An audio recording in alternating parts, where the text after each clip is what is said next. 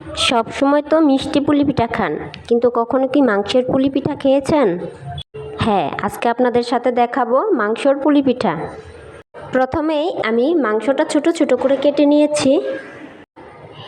এরপর একটু ভেজে এখানে আমি দিয়ে দেব মশলাগুলো। এখানে কিন্তু আপনারা সবজিও অ্যাড করতে পারেন, আর যারা যারা মাংস পুলি খেতে চান না তারা কিন্তু সবজি পুলিও করে খেতে পারেন।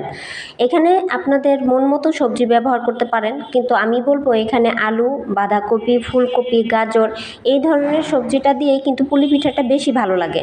আমি এখানে আদা বাটা, রসুন বাটা আর এখানে দিয়েছিলাম একটা পেঁয়াজ বাটা। এখানে খুব অল্প পরিমাণের মশলা নিয়েছিলাম, তারপরে দিয়েছিলাম আমি এখানে হলুদ বাটা, মরিচ বাটা। এখানে কিন্তু আমি কাঁচামরিচও দিয়েছি ছোট ছোট করে, কারণ দেখা যায় এই পিঠাটা যদি একটু ঝাল ঝাল না হয় তাহলে কিন্তু ভালো লাগে না।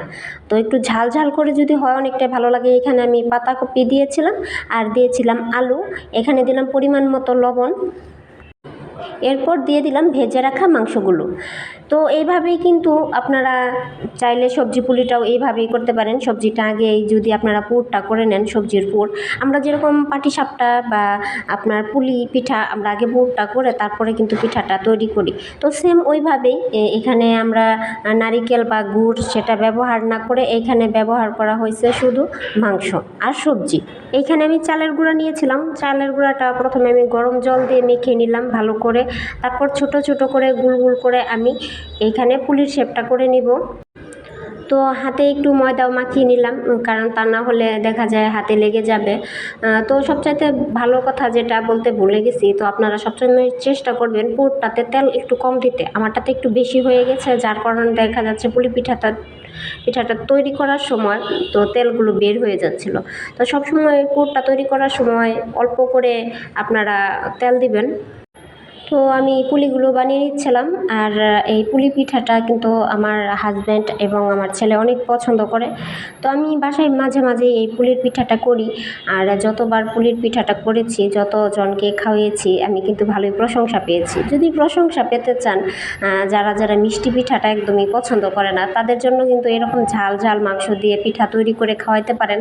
অবশ্যই 100% প্রশংসা আপনি পাবেন, আমি আশা করছি। আর পিঠাটা অবশ্যই একটু মুচমুচে করে ভাজার চেষ্টা করবেন, যেহেতু চালের গুঁড়ার। তো মুচমুচে করে ভাজলে দেখবেন অনেক মুচমুচে হবে, খেতে অনেক ভালো লাগে।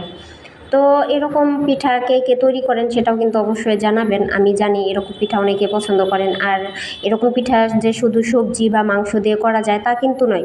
এরকম পিঠা কিন্তু আপনারা চাইলে চেপা দিয়েও করতে পারেন, চেপা ভর্তা করে তারপরেও করতে পারেন, কারণ ওটা কিন্তু আরও বেশি ভালো লাগে, চেপার পুলি। তো যাই হোক, কথা বলতে বলতে আসলে বিকালে নাস্তাটাও তৈরি হয়ে গেল। অনেক দিন যাবৎ আসলে বিকালে নাস্তাটা তৈরি করা হয় না। আমার মাংস পুলি রেসিপিটা কেমন লাগলো সেটা কিন্তু অবশ্যই কমেন্টে জানাবেন। আর সবাই ভালো থাকবেন। অনেক দিন পর একটা ভিডিও ছাড়লাম, অবশ্যই সবাই দেখবেন।